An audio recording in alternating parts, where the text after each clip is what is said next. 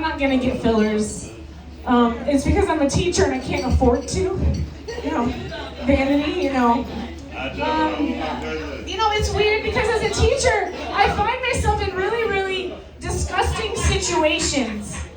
Like there was this time when a kid was up on the play structure, he was autistic, and he was up on the play structure and he whipped it out and peed on me. This was the reverse R. Kelly situation. Alright? And then there's another time in kindergarten when I'm teaching a little kid. And long story short, she sneezed in my mouth. And I didn't slap the shit out of the 5-year-old because I'm too cute for prison. And I freaked out a little bit. And I realized this was the most violated I've ever felt, y'all. And I've done disgusting things consensually, but I did not consent to this. When her snot hit the back of my throat. It was so salty. It's weird. I felt like I got Harvey Weinsteined by a 5-year-old. And like I said, I've done disgusting things consensually. I'm getting Weinsteined by 5-year-olds. I'm getting R. Kelly by 5-year-olds. And the weird thing is, looking back in my life, I was an escort for like 6 weeks in college. I don't recommend it. I didn't have the prerequisites that most people have whenever they do sex work. I had a great relationship with my dad, and I wasn't sexually abused as a child, so I didn't do it for very long, all right? But the thing is I've done, like disgusting things have happened to me as a teacher, but I'm not getting a big bonus at the end of this shit, all right? I'm doing it because it's the right thing to do. You know what I'm saying? I can't slap the shit out of a 5-year-old and sneeze in my mouth, which I want to do, but I can power through facial abuse when I know I'm going to get a $400 tip at the end of this. I'm just saying, I miss the pay for prostitution, but I'm glad I have my dignity now, Shit. What's next? Am I going to get P. Diddy'd by some kids? I'm allergic to baby oil! I don't want to wear white nail polish! Fuck! Jesus Christ. Did y'all hear Diddy is not eating any food because he's afraid of getting poisoned? And he just got his ass beat in the shoe? I heard that allegedly. I don't know. Don't come for me, Diddy. I'm just a teacher. You can't sue a teacher. I don't know. Alright, you guys have heard some crazy shit from me. I've had a really weird sex life.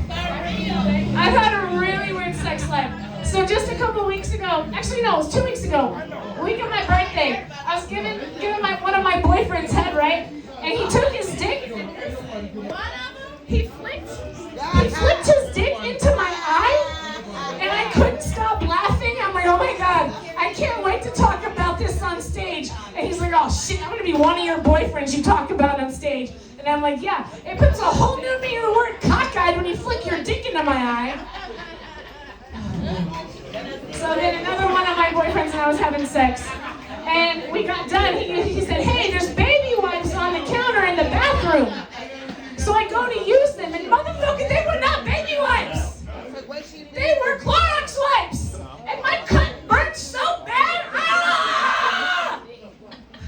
But I took it like a lady, and I didn't say anything because I didn't want to think I was stupid.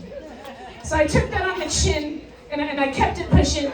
And then like an hour later, when we were done having sex, he goes into the bathroom, and he accidentally used the Clorox wipes on his dick, and he sounded like a little bitch, screaming. I was silent through that. He screamed. And I said, I did the same thing, but I didn't want you to think I was stupid. He's like, he's just like, that was a cruel joke you just pulled on me. I'm like, all right. I mean, we both didn't read the label. Yeah, so then both of our genitals were then thoroughly sanitized and 98.9% germs gone. So we fucked again, and then that was painful afterward, but it was all right. Gave a little burn, gave a little extra burn. Any more than those extra condoms, the fire and ice, motherfucker, that shit burns. Fire and ice, not for me, no thank you. But Clorox ice beforehand, it's a little tingly.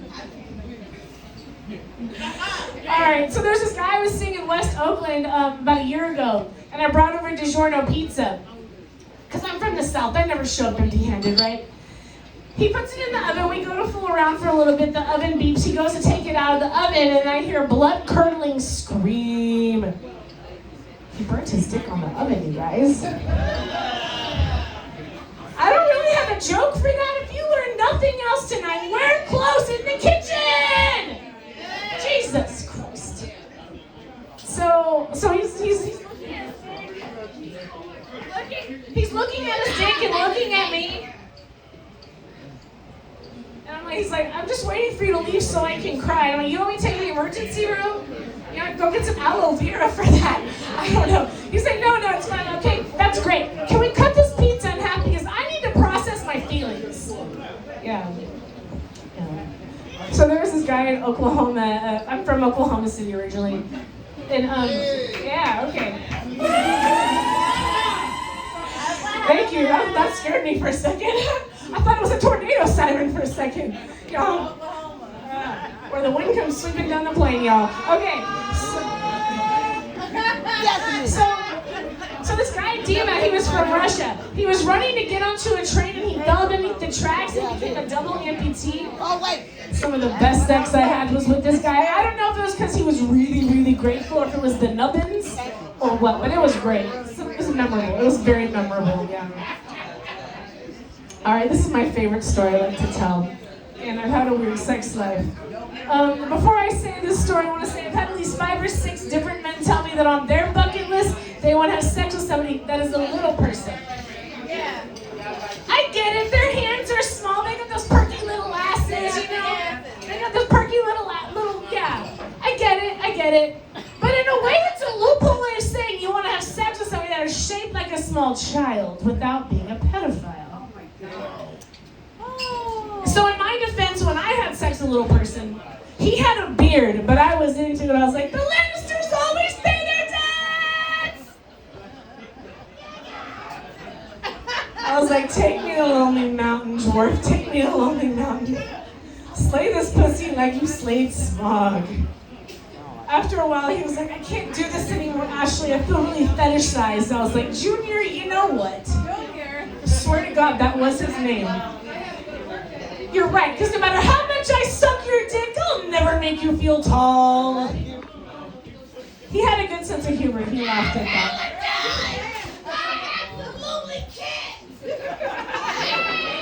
She's loving it. Get her another drink, guys. All right, you want to hear about teaching or do you want to hear more dirty stuff? Teaching, okay. I'm not allowed to help out in history class anymore. And I'll tell you why. I was helping the kids remember their presidents, okay? So here we go. Presidents, do you know what a sad Lincoln is? It's when a guy shoots a load in the back of your head in a theater. We're talking about the President Lincoln, not the car. Then moving on to my next favorite president, do you know what a happy Kennedy is? It's when you get mind-blowing ahead while sitting in the backseat of a car while driving through Dallas, Texas. All right, next to my other favorite president is Reagan. A jealous Reagan is when your wife is known as the throat goat. She sucked off most of Hollywood and half of Washington. Nancy Reagan didn't say no to drugs, but she said yes to cock. All right? And she guzzled that shit. Y'all, the trickle-down system was named after Nancy Reagan post-fellatio. Nancy Reagan's a dirty, dirty bitch. If I knew that when I was a kid, I would have liked her a lot more. All right. And then after that, we got a roaring Bush. That's when you're President Bush and you declare war on Iraq. And in between those roaring bushes, we got a slick Willie. That's when you are President Clinton. You come on a fat girl's dress. If you're being historical with it, it'll be a blue dress. All right. Give it up for your host. My name is Ashley Thomas.